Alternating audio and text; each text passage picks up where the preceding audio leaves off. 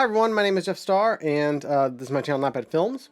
And today I'm going to be talking about the Sigma 150 to 600 millimeter f 5.6 to 6.3 in the Canon EF mount with the EF to RF adapter, and actually using my experience using it on a Canon EOS R.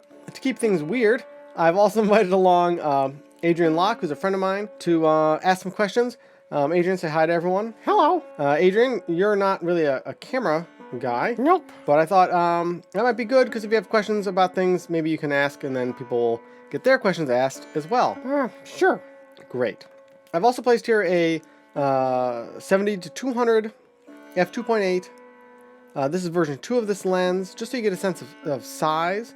So just a few basic things about the Sigma lens. I don't want to go through like a huge total, like, here's all the specs type review on this. I feel like you can find that all over the internet already, or you can just go to like B&H's website and find out all that stuff. I just want to talk about my experience actually using this lens, why I've used it, and would I recommend it, because when I was looking for this, there's a lot of videos about this lens that are basically sales pitches, and that's not really that helpful when you're trying to decide is it the right thing for you. So wait, hold on. Yes? Are you being like paid to do these things? No. This is just gear I have, and I'm going to talk about it. So there's no sponsorship or anything? No. I'm not going to get paid or anything for like my time here? No. Why do you always ask about that? I just want to make sure. Ask your questions related maybe to camera things. That'd be great. All right. Anyways, just to stick on topic here, briefly about me, I got into nature photography around 2008 when I went to Africa. Shot a bunch of photos there in the week or 10 days I was there, and maybe I'll throw a couple of those up. They're older now, so they're, show some early learning curves, but I'll show those on screen. On a later trip to Africa, we had a couple days where there were not a lot of animals, big animals to be found, no lions and stuff like that, but there were birds out. It really sort of was really enjoyable to like, oh yeah, we can look at other things, right? I shot a lot of photos there, which were not very good, but it was a learning experience. And that later led to my wife and I traveling to Panama, where I used this lens, a rental, not the specific one. And that was really incredible. And that made me realize the power of L lenses, their sharpness, their focusing speed, and how that quality of image can translate to just better crops, more usable crops, because the quality of the image is so much stronger. Can we just get back to the Sigma? They probably don't want to hear like your life story.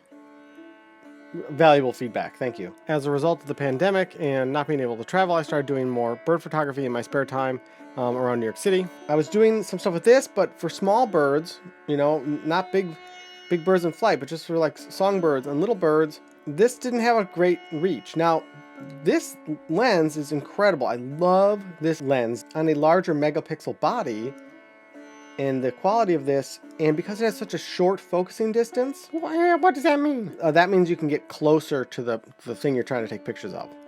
Oh, yeah, okay. So with a short focusing distance, you could get in a birding blind and really actually get some really great photos, especially at the f2.8 with like really creamy, beautiful bokeh. What's the bokeh? When the background has like a nice creamy, it's blurred, right? The blur, let's just say. How blurry the background is.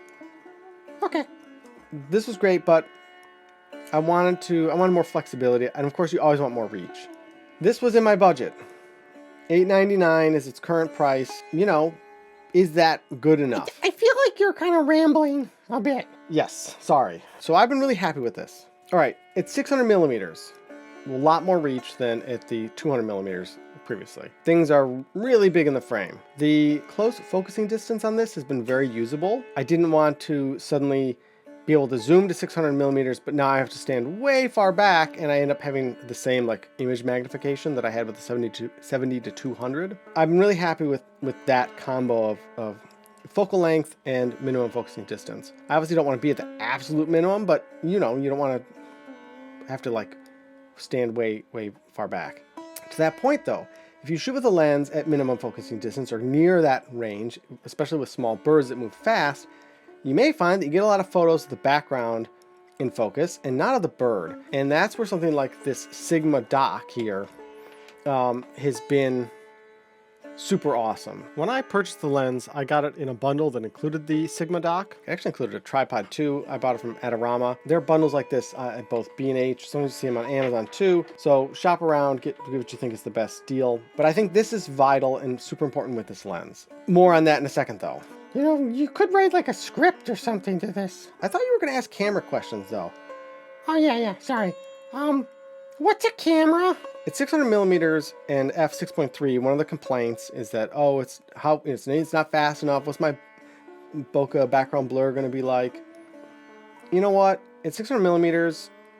You're getting so much separation already. When you're shooting bird photography, you just want to, in nature photography, like what is in your background should just always be what you're thinking about anyways. How is it going to frame in your shot, whether it's in focus or out of focus? Now at 6.3, I'm a little more aware of that, you know, but I haven't found it to be any sort of like deal breaker. It's definitely good enough.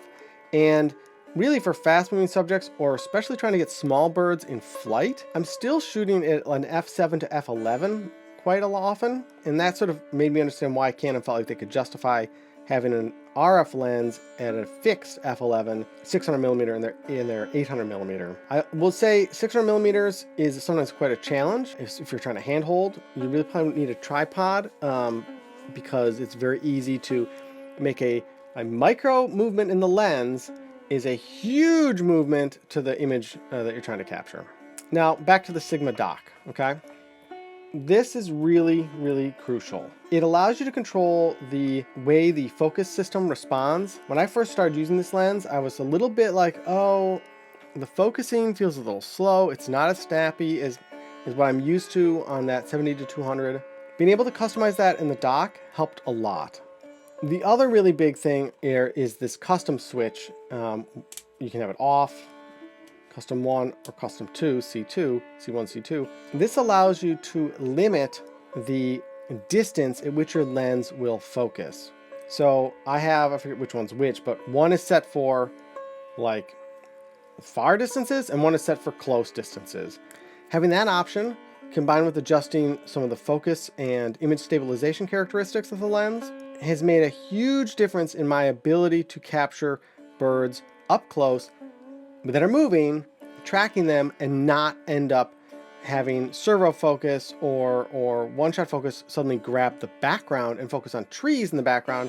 It keeps me on the subject because I've told it you can't focus that far back. You can only focus within a certain set range, and that's the range that I'm shooting birds in. That's been a big game changer, and I would recommend that that's something that if you're going to use this lens, you really need to have the dock. The fact that I got the dock with the lens for this $8.99 price that I paid for it, I think is like, that's a super mega awesome deal. That makes it a no-brainer. So I would say that if you're looking to get a larger telephoto lens like this for nature and wildlife, specifically for birds, I think you're going to be happy with this lens. If you don't have the dock, I think you're going to think this lens is too slow. It's not grabbing focus. It's fighting against me, and you're going to be unhappy. Because that's how I was like the first couple hours I used it, and then I set up the dock and I customized it. What things don't you like about it? That's a great question. You know what? I actually find, like I won't complain about things about size and weight because, like, look, it's a big lens, right? Like, you should know that going in. So the thing I don't really like is, I'd say my biggest complaint, how about that, is this zoom ring is a little bit like slow and stiff for, I think, like if you're trying to like jump around and really capture stuff, right? Like you can see how many rotations it takes. 1, 2, really big rotations. And you can also do this as a push-pull mechanism. So let me show that real quick. So you can push it out and pull it back, right? That's what this sort of like slope is for. That's kind of like the old Canon 100 to 400. Version 1 was like that. So how I've worked around that is, I'm not gonna like quick move, like get a bird, zoom, zoom, zoom, zoom, and be zooming in and out to reframe my shot. I pick up a focal length that I'm sort of comfortable in. It's probably not my max. It's not my minimum. It's somewhere maybe close to my max. We'll pull back a little bit so I have a little breathing room. I start taking photos, if that bird cooperates, if I have more than like one chance at it, I might zoom in, or I might zoom out and try to recompose that way. So I pick a focal length, I work in it, and then if I have time, I recompose and I try to get more shots. That's sort of the way I've approached what I feel is the slowness here.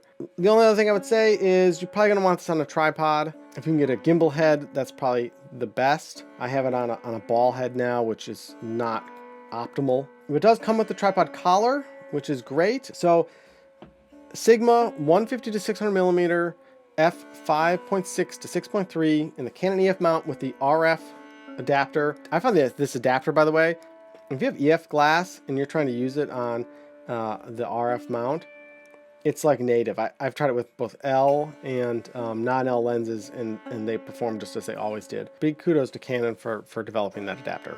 Are you like supposed to smell the lens or something? No, that's that other guy smells the lenses. Do you want to lick it? All right, stop. All right, thank you so much for watching. If you have any questions, or any real questions, unlike Adrian, please feel free to leave me a comment below, and I will get back to you and tell you anything you want to know about this lens. There you go. Thank you so much for watching. Bye. So I'm not getting paid for this then? No, you just